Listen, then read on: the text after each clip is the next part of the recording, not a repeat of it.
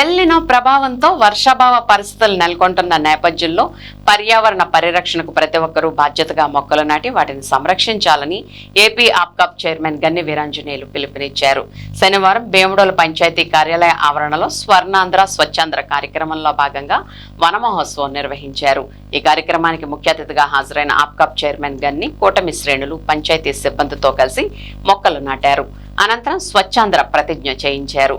ఈ సందర్భంగా ఆయన మాట్లాడుతూ ప్రధాని నరేంద్ర మోదీ, సీఎం చంద్రబాబు ఆదేశాల మేరకు రాష్ట్ర వ్యాప్తంగా స్వర్ణాంధ్ర స్వచ్ఛాంధ్ర కార్యక్రమాలు నిర్వహిస్తున్నట్లు తెలిపారు.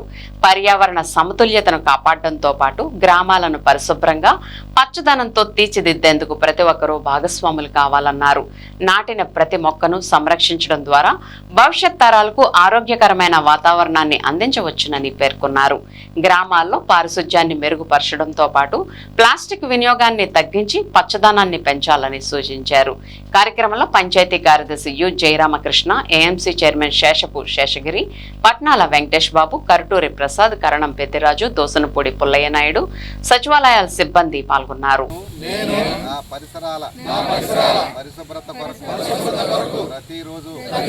కొంత సమయం కేటాయిస్తానని కార్యక్రమాల సమాధానం చేసి పరిశుభ్ర ఆంధ్రప్రదేశ్ సాధించే సంకల్పానికి కట్టుబడి ఉంటానని ఈరోజు పరిశుభ్రత గురించి నేను వేసిన ఈ ముందడుగు ఆంధ్ర రాష్ట్రాన్ని పరిశుభ్రంగా ఉంచుటలో సహాయం చేస్తుందని.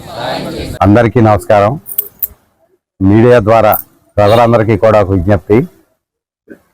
రాష్ట్ర ప్రభుత్వం మాటి కానీ కూటమి ప్రభుత్వం కానీ అధికారంలోకి వచ్చినటువంటి ఈ 2 సంవత్సరాల పైబడి సందర్భంలో ముఖ్యమంత్రిగా చంద్రబాబు నాయుడు గారు కానీ, ఉప ముఖ్యమంత్రిగా పవన్ కళ్యాణ్ గారు కానీ, అలాగే మరి మోదీ గారి యొక్క ఆశీస్సులతో ఈ ప్రభుత్వం నడుస్తున్నటువంటి సందర్భంలో ప్రతి నెలలో 3వ శనివారం 4వ శనివారం కానీ మాట మార్చినట్టున్నారు. అది స్వచ్ఛాంధ్ర కార్యక్రమం ప్రతి పంచాయతీలో, ప్రతి గ్రామంలో, ప్రతి వార్డులో కూడా జరపండి, మొక్కలు నాటండి, పర్యావరణాన్ని పరిరక్షించండి అని చెప్పి ఒక మంచి పిలుపునిచ్చి, మరి ఆ పిలుపులో సందర్భంగా ఆ యొక్క రాష్ట్ర ప్రభుత్వ ఆదేశాల ప్రకారం ఈరోజు భీమవరంలో ఉన్నటువంటి కూటమి కుటుంబ సభ్యులు కానీ, పంచాయతీ సెక్రటరీ గారు కానీ, పంచాయతీ సిబ్బంది కానీ అందరి యొక్క ఆధ్వర్యంలో మరి పంచాయతీ ఆవరణలో ఒక 10 మొక్కలు మేము నాటిన సందర్భంగా మరి ఈరోజు రాష్ట్రం కానీ అలాగే భారతదేశంలో చాలా ప్రాంతాలన్నీ కూడా ఎల్నినో ప్రభావంతో వర్షాభావ పరిస్థితులు ఏర్పడి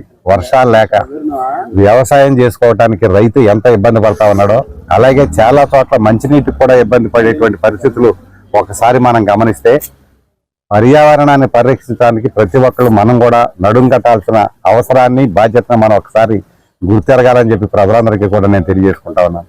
ఎందుకంటే పర్యావరణం అంటే ఇవాళేదో మనం 4 మొక్కలు వేసాం వెళ్ళిపోయామంటే కాదు.